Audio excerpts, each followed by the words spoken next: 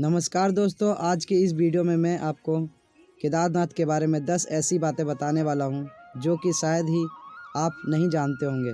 दोस्तों, हिमालय पर्वत की गोद में स्थित केदारनाथ शिव भक्तों के लिए पावन जगह है।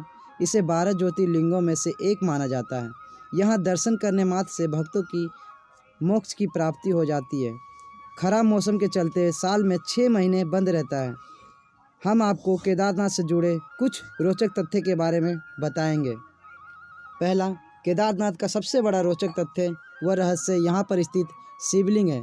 यह शिवलिंग त्रिकोण के आकार का एक बड़ा पत्थर है जिसे भगवान शिव के बेल रूपी अवतार का पीठ वाला भाग माना जाता है। यह शिवलिंग मानव निर्मित न होकर प्राकृतिक है, जो धरती में से प्रकट हुआ था।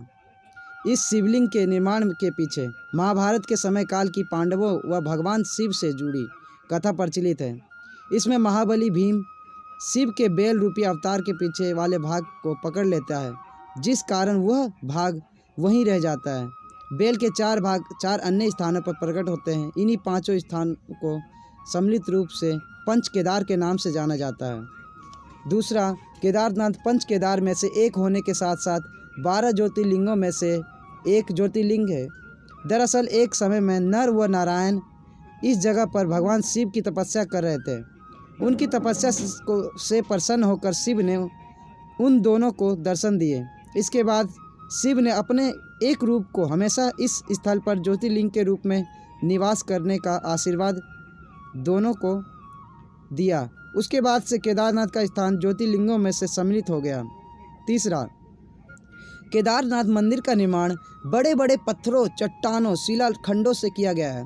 इन शिलाखंडों को आपस में जोड़ने के लिए इंटरलॉकिंग तकनीक को अपनाया गया है, जिसमें कहीं भी सीमेंट इत्यादि का प्रयोग नहीं किया गया है। इसमें सबसे बड़ा रोचक तथ्य व रहस्य यह है कि केदारनाथ स्वयं समुद्र तल से 22,000 फीट की ऊंचाई पर स्थित है। इतनी अधिक ऊंचाई पर इतने विशाल शिलाखंडों को पहुंचाना व फिर उन्हें एक के ऊपर एक रखकर इंटरलॉकिंग करना किसी मानव के लिए सक्षम नहीं दिखता। मंदिर निर्माण का यह अद्भुत रूप इसे रोचक बना देता है। चौथा, केदारनाथ मंदिर के लिए केवल 6 माह तक ही खुला रहता है। मई में अक्षय तृतीया के दिन इसे खोला जाता है। वह दीपावली के अगले दिन गोवर्धन पूजा में इसे बंद कर दिया जाता है। उसके बाद मंदिर के कपाट 6 माह तक बंद रहते हैं। वह भगवान शिव के प्रतीकात्मक स्वरूप को नीचे उखी मठ में स्थापित कर दिया जाता है। ऐसा इसलिए किया जाता है क्योंकि उस समय यहाँ भीषण बर्फबारी होती है। इस कारण वहाँ के स्थानीय नागरिक, दुकान वाले, प्रशासन अधिकारी व अन्य लोगों यहाँ से नीचे रहने चले जाते हैं। इस दौरान केदारनाथ धाम जाने के लिए सभी मार्ग बंद हो जाते हैं। वह यह स्थल पूरी तरह से सुनसान रहता है। पांचवा, केदारनाथ के मुख्य मंदिर से आधा मंदिर किलोमीटर दूर कम दूरी पर एक मंदिर है जिसका नाम है श्री भैरवनाथ मंदिर। भैरवनाथ को इस क्षेत्र का क्षेत्रफल कहा जाता है, जिनके द्वारा केदारनाथ मंदिर व इसके आसपास वाले स्थानों की सुरक्षा की जाती है। जो कोई भी केदारनाथ की यात्रा पर जाता है उसका इस भैरव मंदिर में दर्शन करना आवश्यक होता है, अन्यथा केदारनाथ की यात्रा पूर्ण नहीं मानी जाती है। सर्दियों में बाबा भैरवनाथ के द्वारा ही केदारनाथ मंदिर की सुरक्षा व पूजा की जाती है। छठा, इसका एक और सबसे बड़ा रोचक तथ्य है कि यहाँ जलने वाली अखंड ज्योति या दीपक, दरअसल जब मंदिर के पुजारियों के द्वारा सर्दियों में मंदिर के कपाट बंद कर ताला लगा दिया जाता है, तब मंदिर के अंदर एक जलता हुआ दीपक छोड़ दिया जाता है।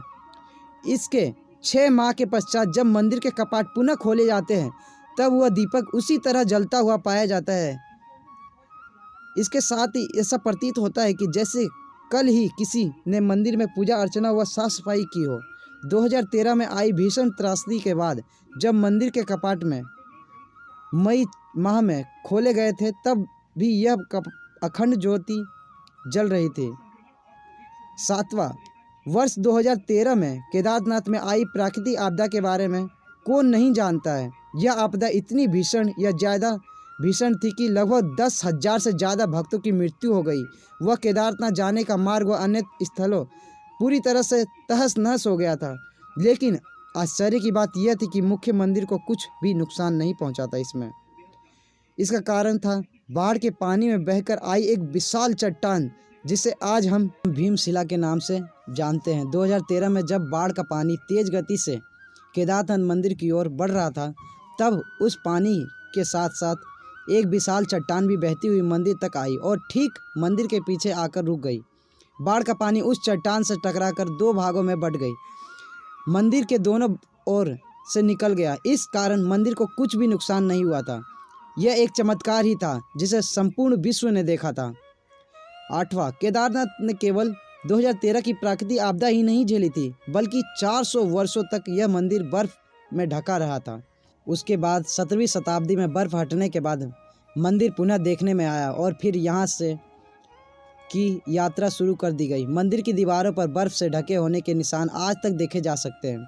9वां, केदारनाथ मंदिर से जुड़ा एक और रोचक तथ्य जिससे जुड़ा हुआ है वो है यहाँ के पुजारी। सदियों पहले जब भारत की भूमि पर आदि गुरु शंकराचार्य ने जन्म लिया था, तब उनके द्वारा केदारनाथ मंदिर का पुनः निर्माण किया गया था।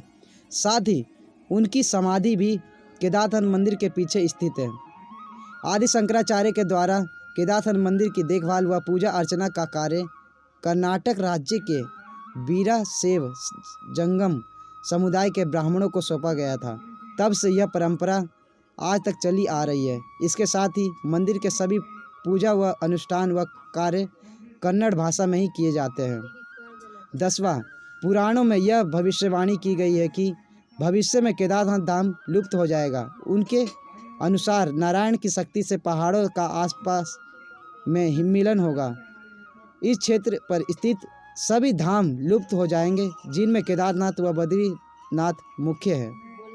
पहाड़ों के आपस में मिलन से इन धामों के मार्ग लुप्त हो जाएंगे वह ये एक रहस्य बनकर रह जाएंगे। पुराणों में यह भी कहा गया है कि इसके बाद एक नया धाम बनेगा जिसे भविष्य बद्री के नाम से जाना जाएगा। दोस्तों, यदि आपको यह वीडियो पसंद आया हो तो लाइक, सब्सक्राइब और कमेंट करना न भूलें। धन्यवाद।